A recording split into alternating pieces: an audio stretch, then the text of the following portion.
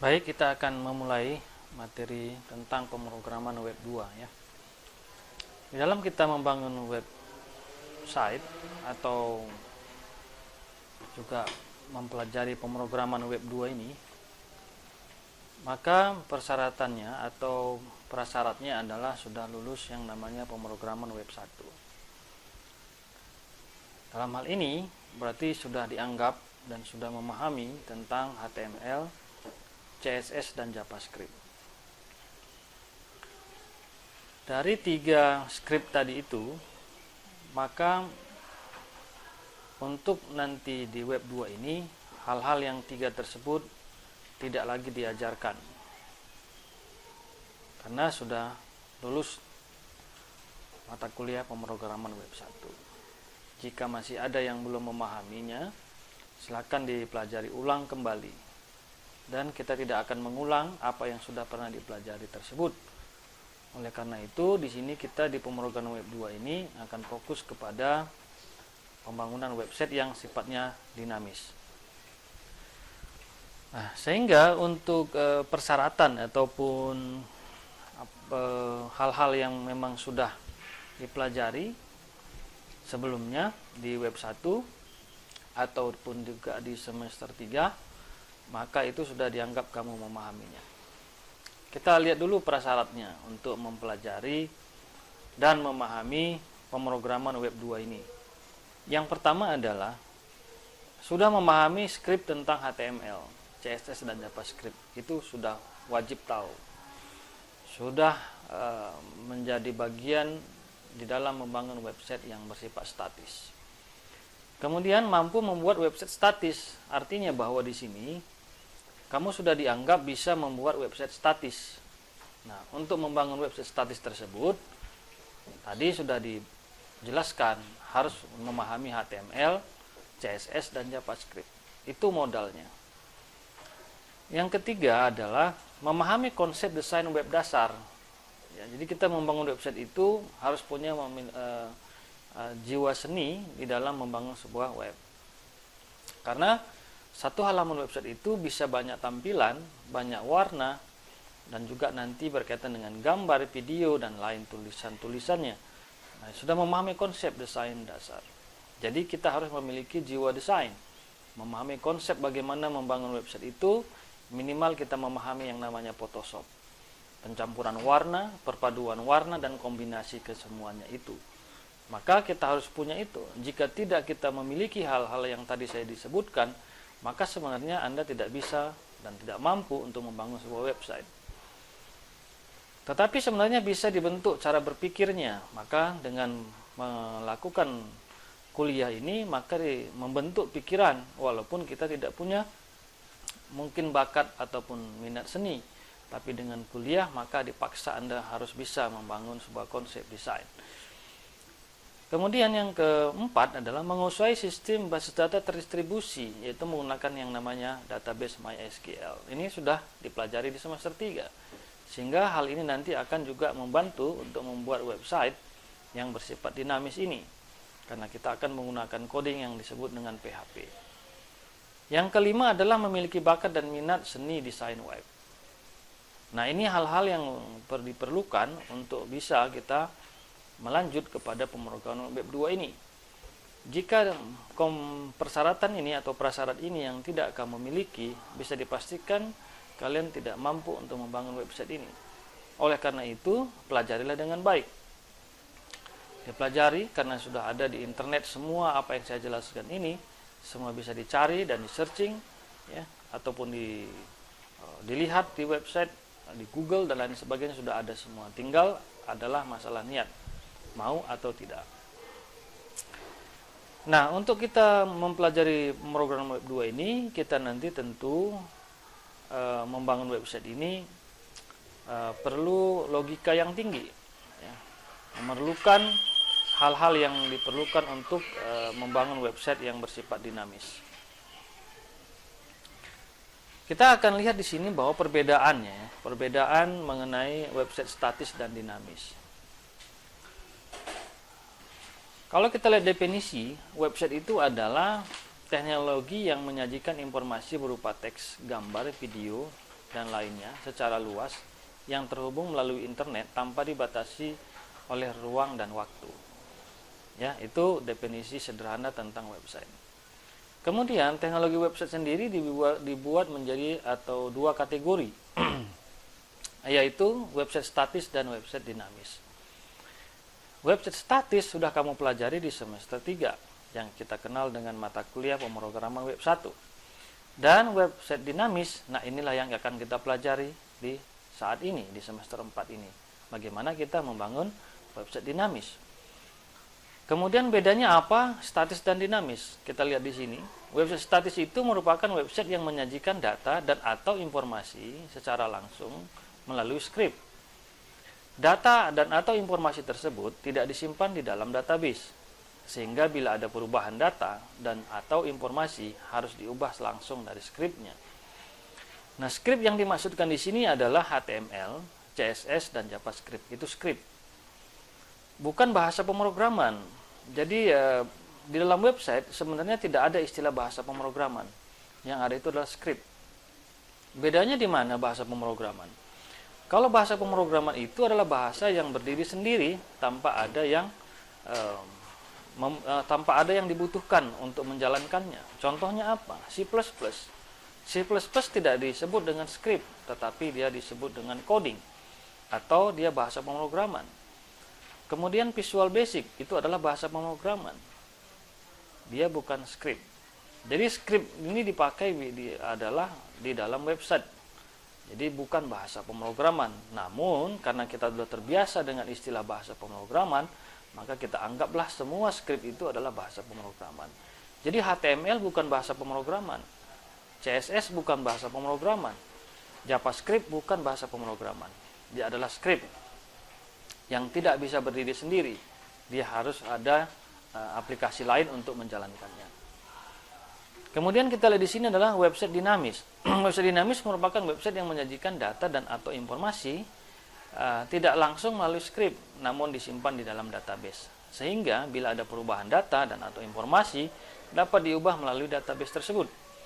Nah, website dinamis biasa disebut dengan istilah namanya Content Management System. Ini istilah yang biasa dipakai, yang dikenal dengan istilah CMS. Bahwa semua konten ataupun isi dalam website tersebut disimpan di dalam database. Bisa dibuat seperti itu. Jadi website dinamis itu contohnya apa? Kalau kita lihat secara umum seperti Tokopedia, seperti Facebook, Twitter, itu merupakan adalah website dinamis yang kita kenal istilah namanya CMS, Content Management System. Karena datanya bisa diupdate. Nah, itu dia untuk membangun sebuah website dinamis. Kemudian, kalau kita ingin berkecimpung di dalam dunia website ini, maka diperlukan adalah pemahaman-pemahaman yang penting di dalam kita membangun website tersebut. Coba kita lihat dulu di dalam website-nya. Di dalam website itu ada namanya roadmap. Ya, kalau kita buka di internet, di sini ada namanya roadmap.sh.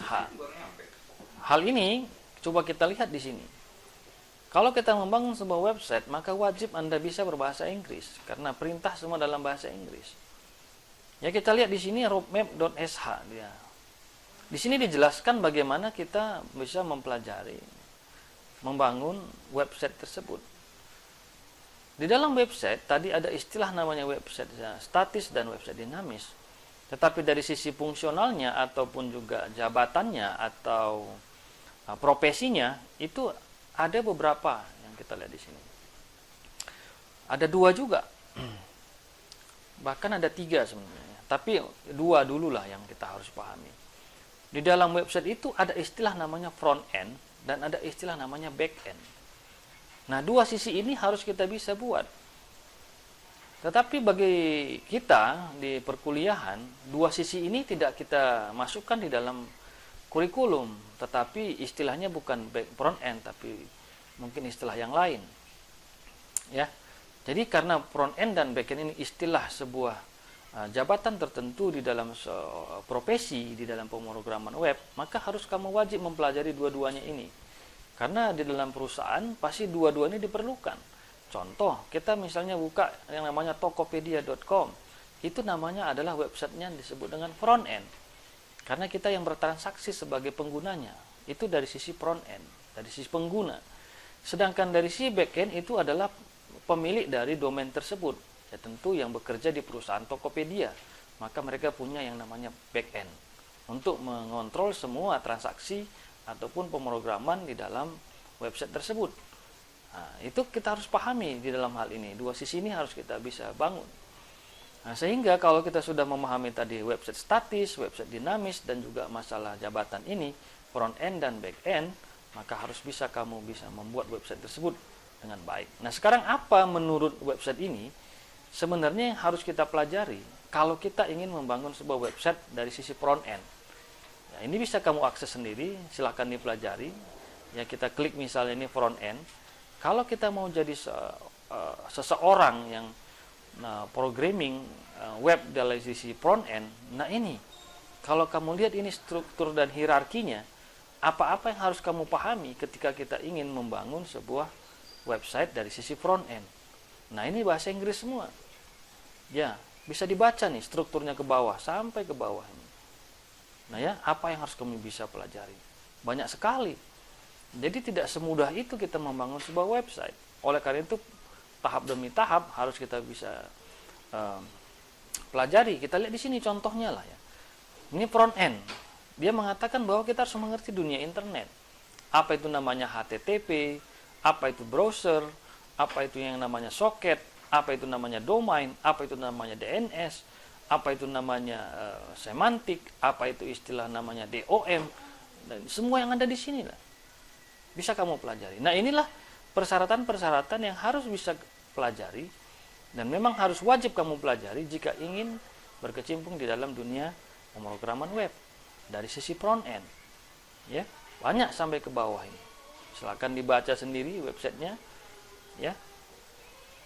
Ya, panjang sekali ke bawah. Apa-apa yang harus bisa sampai ke bawah ini dari sisi front end. Banyak sekali kan yang harus kamu pelajari.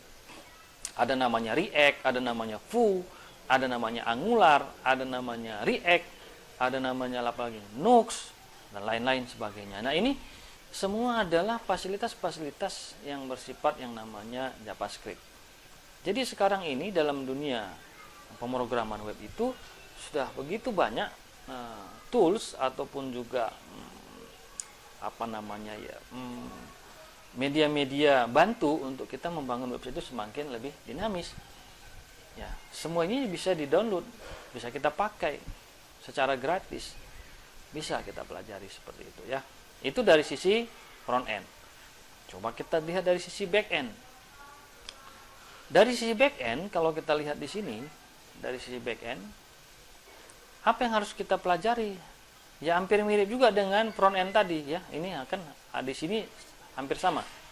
Bahkan sama sih sebenarnya. Tapi ada perbedaan ya. Di sini kita harus mengerti Java, mengerti yang namanya C#, mengerti PHP, mengerti Python, mengerti Ruby ya.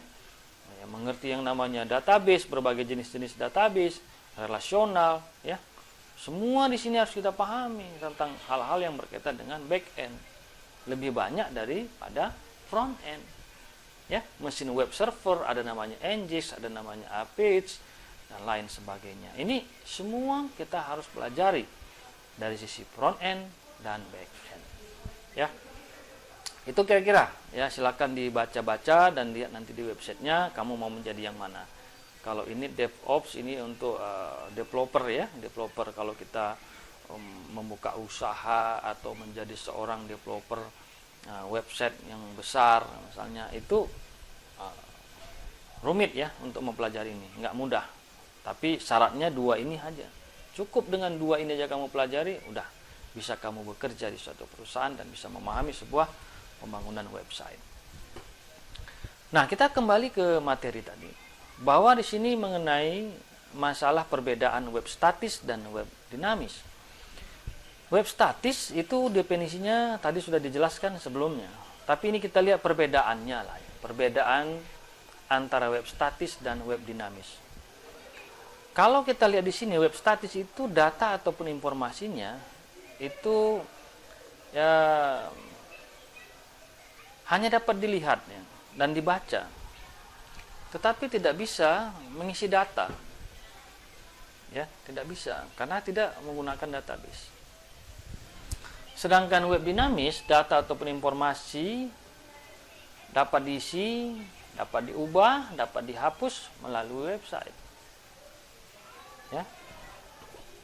Kemudian mengubah di website statis, mengubah tampilan ataupun data serta informasi harus melalui script.